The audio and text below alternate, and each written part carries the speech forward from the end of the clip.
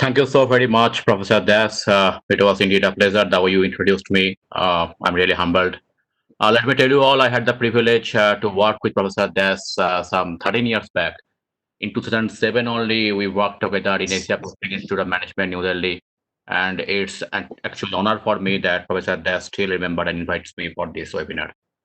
So now to give a brief introduction about the topic that I'm going to cover, you must be knowing that Industry 4.0 is something which is the most talked about era in the technology sector.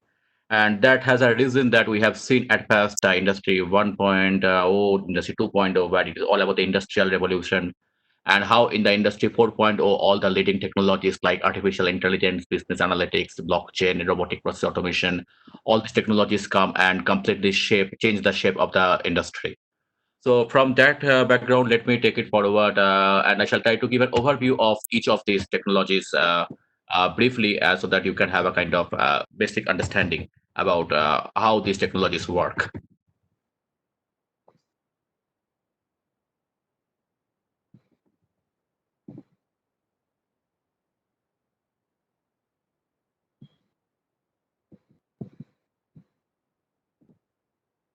Yeah. So I'm not giving introduction about myself. That's already been given. Let me skip to the next slide. You must be all knowing about artificial intelligence. Just to give you an idea of what artificial intelligence does, it precisely recognizes the images, classifies the images. It's a kind of mode of a kind of image recognition, speech recognition techniques. And it's of course an evolution from the analytics side. If you are acquainted about the analytics, and to be, if I have to dive further deep, slightly on the technical side, if you know about the neural networks, decades back we had got already a couple of architectures like multi-layer perceptron and radial basis function in the neural network. That had got hardly 1 to 5 hidden layers into it. But once the complexity of the business problems change, so at earlier we didn't have this kind of image recognition problems or speech recognition problems. So once the complexity of the problem increases, like every pixel needs to be identified, every pixel needs to be classified in an entire image. So obviously, 1 to 5 hidden layers were not sufficient. So next came the deep learning, where we have got hundreds of hidden layers, so that the entire platform of analyzing becomes far more sophisticated to analyze the complex problems. Now, when I say the deep learning, the standard techniques that are being utilized for image recognitions are convolutional neural network, and there are multiple variants of CNN like RCNN, fast CNN, then there is faster CNN like that. So I'm not going to technical part because I am not very sure about the background of the audience. I'm just going to showcase the applications here in today's scenario. So this is about the traffic monitoring system by artificial intelligence. As you can see, that once the traffic moves through this through a road, the AI machine can pretty well recognize what this car is. Not only when I say what this car is all about the identification of registration numbers, which I'm going to show in the next slide more clearly. It also identifies the speed. It also identifies who are the occupants, how many occupants are there, and it also connects with the system about the GPS location and all the. It actually the first step or the stepping stone of the connected cars. With that, let me go to the next slide. It's about, as I was saying, about the automatic number plate recognition. So we have got the technique through OCR and different other techniques through which we can figure out that what exactly are the numbers which are being mentioned in the number plate. So it can pretty well figure out in an automated way. And not only it just says the numbers, what I have not shown here, it can map in automated way with the database comprising the driver's details, comprising the driver's address. So in case of any kind of default, we can pretty well figure out the details of the defaults of the person who has committed any kind of mischief in the road, and all the details can come out.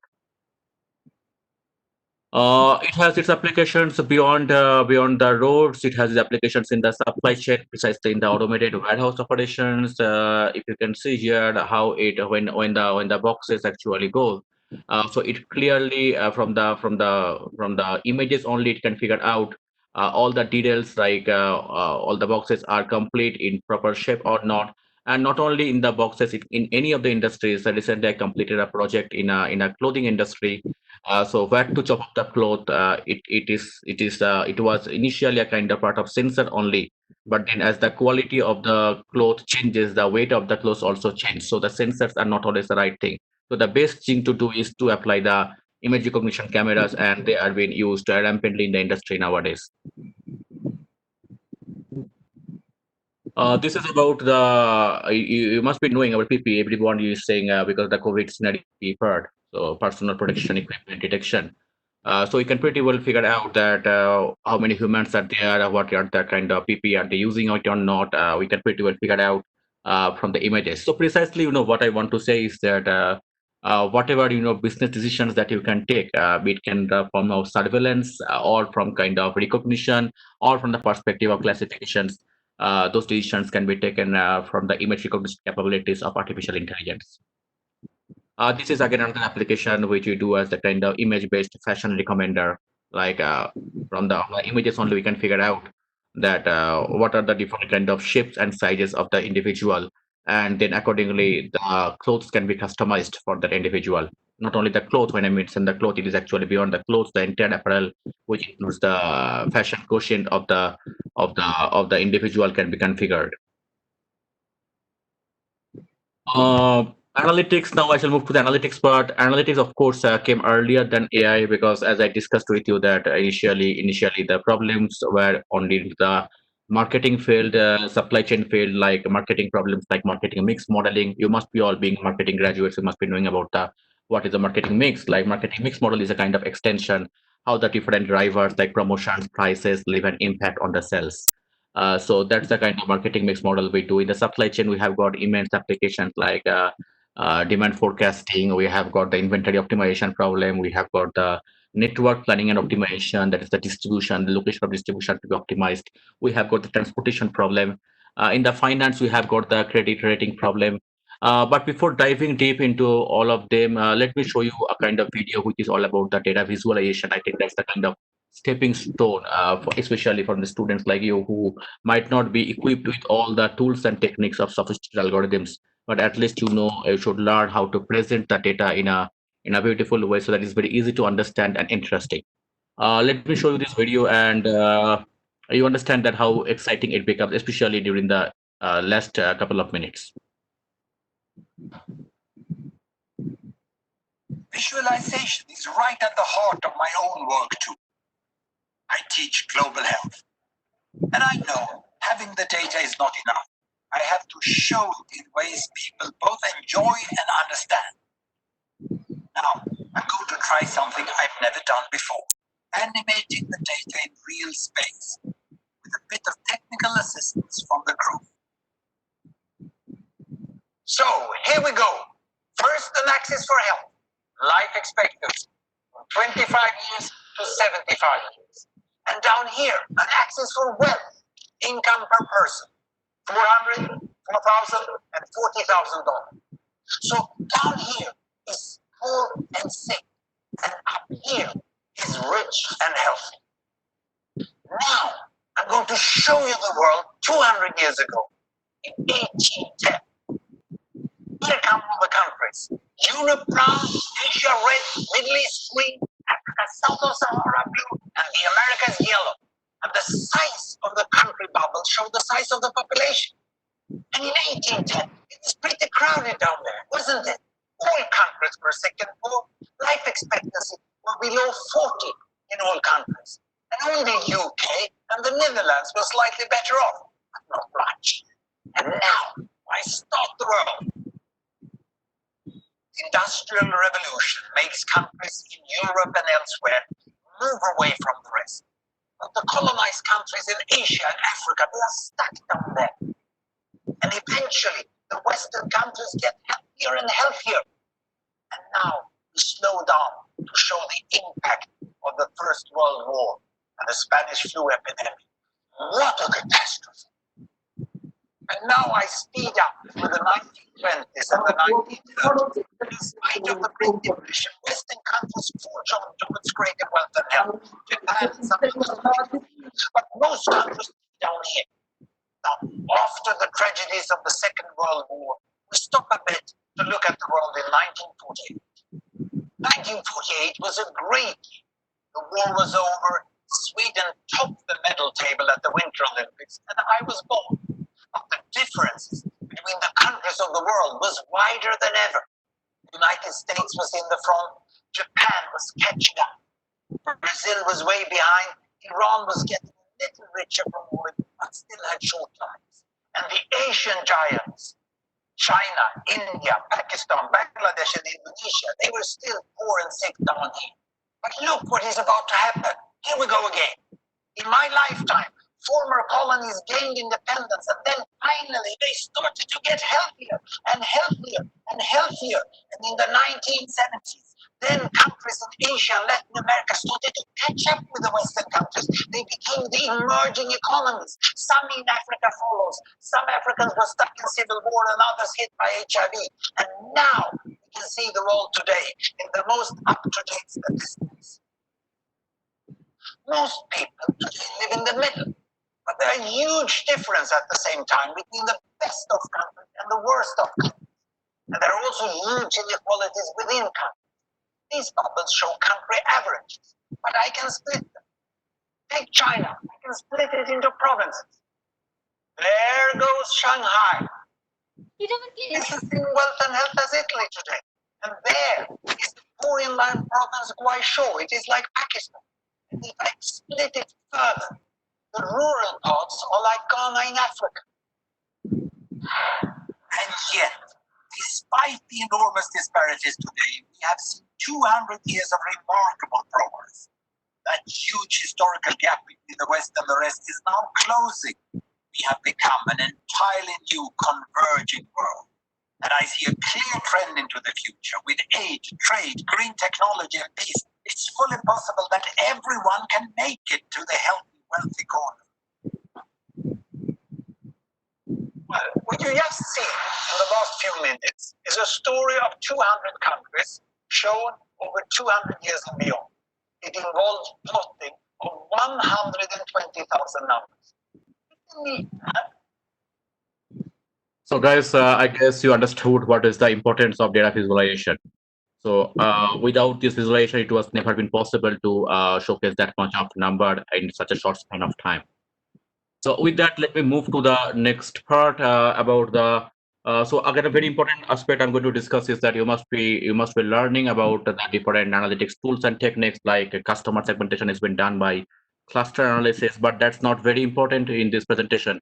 What's important here is that how to present that to the business side. So you must have understood from the previous video that it's very important to tell a story out of the data, because the business it's not very important about it's not very interested and it's not important as well. May I request the host to kindly mute all the participants? I'm getting the on and off sound. Yeah, thank you. So it's very important to present all the data in form of a story. So yeah, this has been the front end of this kind of exercises are being done by Tableau. As you can see, this dashboard is from Tableau, whereas in the backend analytics has been achieved by SAS because this was done in a I have done personally in a Southeast Asian bank where I was deputed to accomplish a project and. Banks have a legacy to use all the secured on the license software like SAS, though that's having a kind of tough time in today's open source era where most of the analytics are done in R and Python. Having said that, the most important part here is that how I want to showcase. If I'm not reading it out, what is there, but you can see that how neatly it was a few million customers data that we have analyzed. But how does few million customers data with the help of sophisticated analytics techniques like cluster analysis, and there are several other segmentation analytics which are being leveraged, which are being used. But the presentation is absolutely neat, and the story comes out very easily. The same thing holds true for another dashboard I'm going to showcase is about the churn analytics. But let me give you a word of caution. Those who are from the analytics industry, they must be knowing that what is the difference between a dashboard and the predictive analytics part. So dashboards are typically which is form of a descriptive analytics or intelligence. But you have to remember here that though I am showcasing you the descriptive analytics part, but at the back end, lot of predictive analytics piece is going on. So if you can see this dashboard very clearly, uh, I can see here what is the recommended offer, for example. So how can a recommended offer can be given? It can only be given if a recommendation engine works at the back end. Similarly, whether the customer is a kind of high risk or a low risk or a medium risk, how this can be done? It can only be done when you have a kind of multinomial, I shouldn't say only the logistic part, but any kind of classification where you have got a multinomial dependent variable. So a lot of sophisticated analytics techniques are in the backend, but in the front end for the business users, only a simple dashboard are being used. I hope my point is clear here. Now let's move to the blockchain part, another very important. And blockchain is mostly been used and mostly been talked about in the context of cryptocurrency and that to bitcoins. But intentionally, I have kept the bitcoin at the back seat. Reason being that blockchain has a wider application. It is not the wisest way to just correlate blockchain with bitcoins only. Let me give you this slide about the central purpose or the central idea or the central philosophy of the blockchain, how it has been used. So blockchain is precisely the kind of distributed ledger. It is not a kind of the entire network is lying in one server or one computer, one laptop, one machine, nothing like that.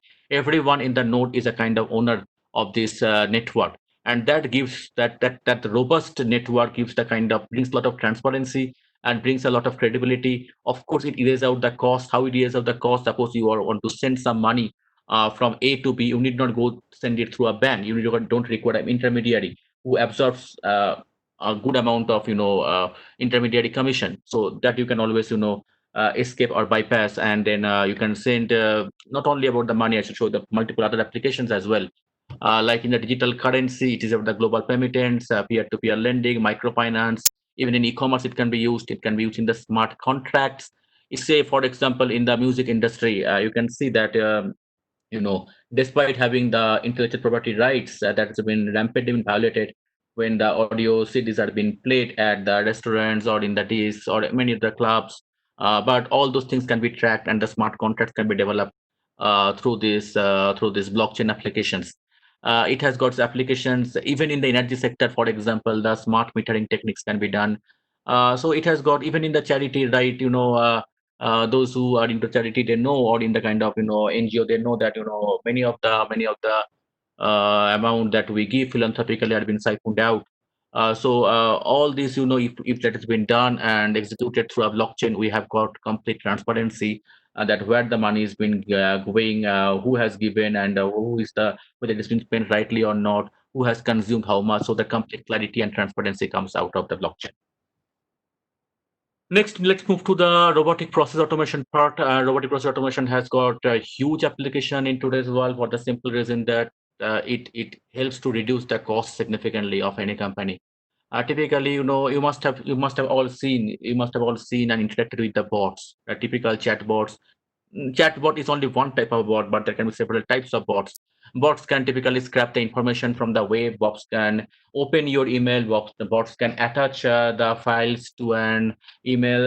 Bot can transfer one file to another one location to another location.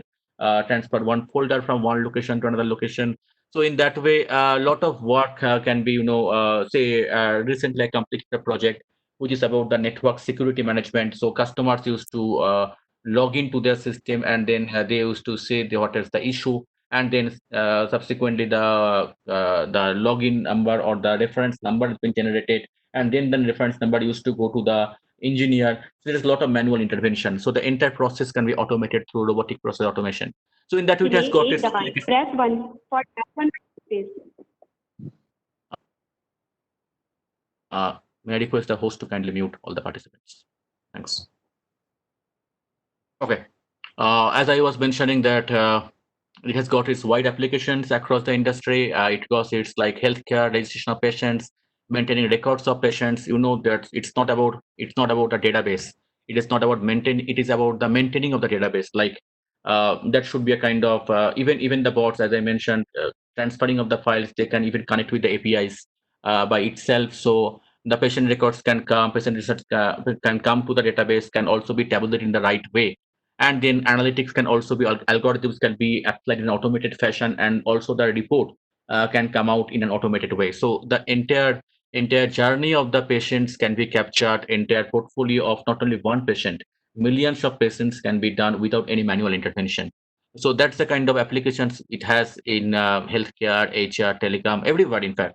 So that's why it's I think the most critical part, because it reduces the cost significantly from the very first day of implementation. For analytics or AI, people need to see the ROI is coming in a 6 months or 9 months time, at least a year's time. But whereas in RPA, you can see, because the simple way the manpower is getting reduced, so the ROI is coming from the very first day. Last part I'm going to cover is the cybersecurity, and I'm not going to do the traditional route. Let me show you that why it is important. I don't know how many of you visit the dark web, but those who are familiar and browse the dark web must be knowing that the user credentials, for example, you can get it at $1, $2, $5 at a very cheap rate. Most of the things what we browse over the internet without any security are actually been captured and been sold. Ransomware is another thing you must be acquainted. CTS was recently ransomed by Maze, if you know, that is the kind of ransomware company. And most of these ransomware companies hold these IT companies, or all the different other companies, sometimes even the government, and then ask for millions and billions of dollars, which becomes extremely easier for them to make the money, but very difficult for these companies to come out of it. So what are the kind of tips that I give to help yourself, and most of the companies do it is, first of all, think before you click. That's a very important thing. Don't get fished. Go beyond the password. Password you can always keep it complex ones, and then keep it fresh. Wherever possible, use the VPN. This kind of measures, if you can take, life would be easier. So that's all from my side. I'm open to take the questions.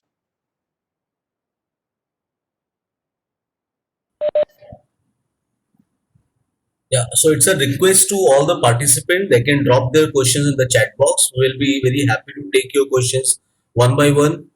I think, sir, that will be okay, sir. Or shall we allow them to speak on their speak? Yeah, they can speak also. I'm absolutely fine. Total time is 5 to 7 minutes, Okay, fine.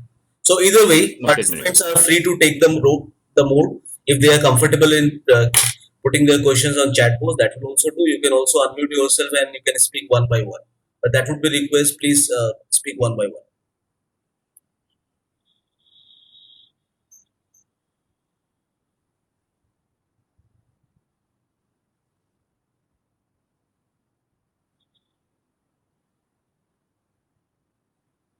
Is there any question, or should we? Yeah, that's what I was. I'm also waiting, sir. Yeah. Yes, sir. There's a question That from could be Yes. interpreted. sir. Shall I read the questions? Yes. Okay. Yes. Yeah, So, please go ahead. so there's a question from Shrideep Lahari. Like, can blockchain be interpreted through complex algorithm? Can blockchain be interpreted? Yes, interpreted through complex algorithm. See, blockchains are developed through complex algorithms only. So what you want to say, perhaps, can blockchain be mined?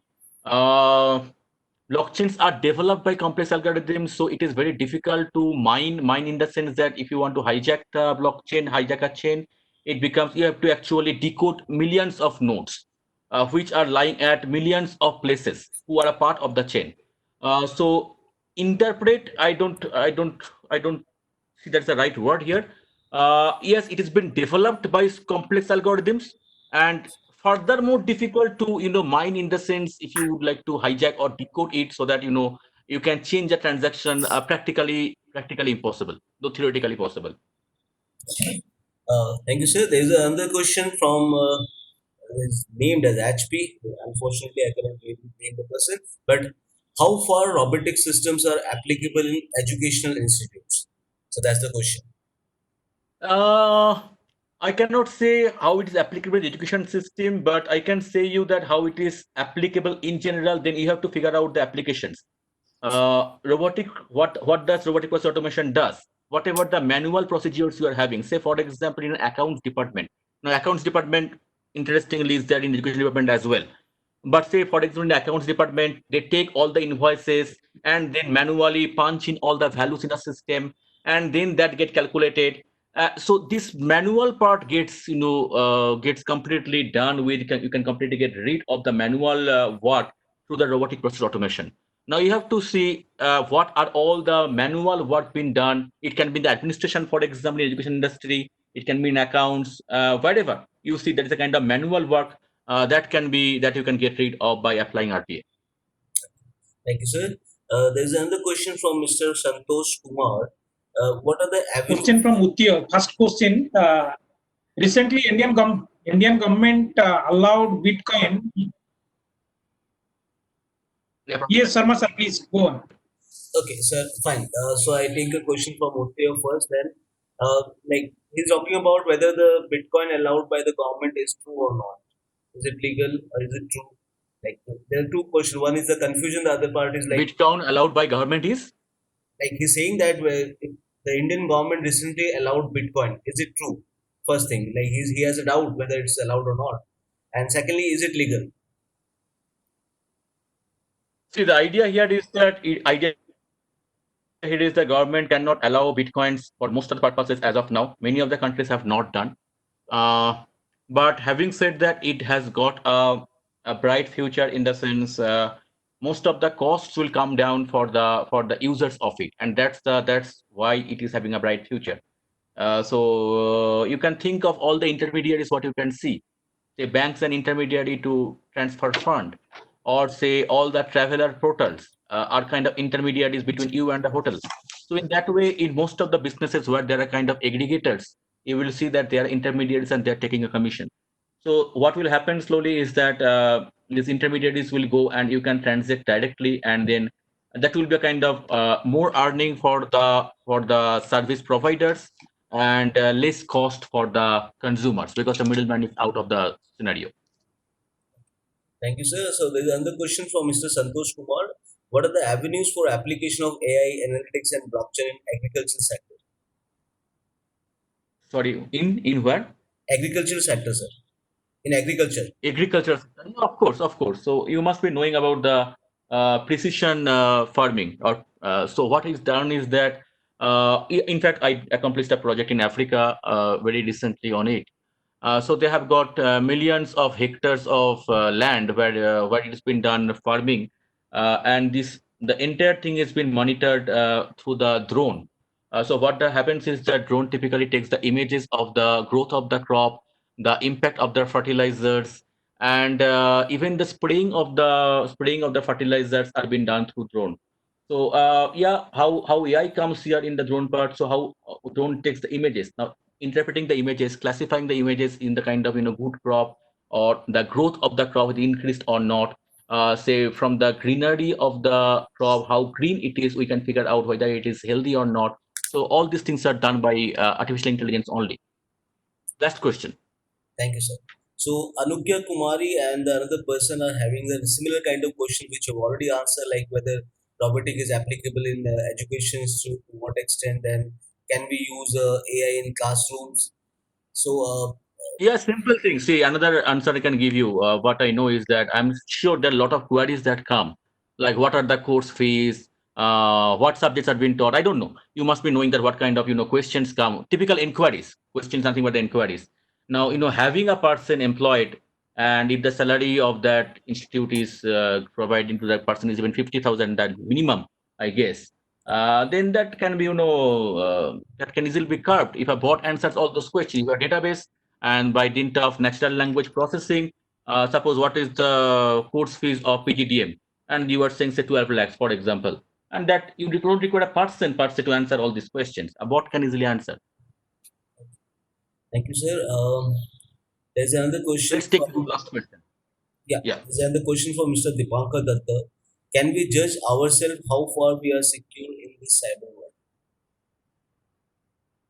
No, you are not. To be very honest, you are not. Even what people are thinking, that in the incognito mode they're very safe and nobody's understand, nobody's keeping an eye on you. That what people watch, and when the incognito mode, not really. Since I work with those data, I have not, I personally have, but I can, if I want, I can have access to uh, all the details, and it is very much there. No, you are not secured.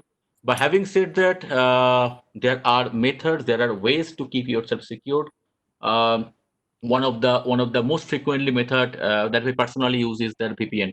I constantly connect my system through a VPN so that a lot of things can be done. Even the proxy IP can be done. A dynamic IP. IPs are dynamic in any case these days.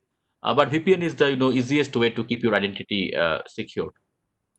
But you are not. If you are just using internet, and in no way you are secure. All your data, every click, every impression, every view, every second, every microsecond, I would say, is getting tracked. Thank you, sir. There is another question from Mr. Shridip I Lahiri. think that was the last question. Okay, thank you, sir. Thank you. Okay, sir.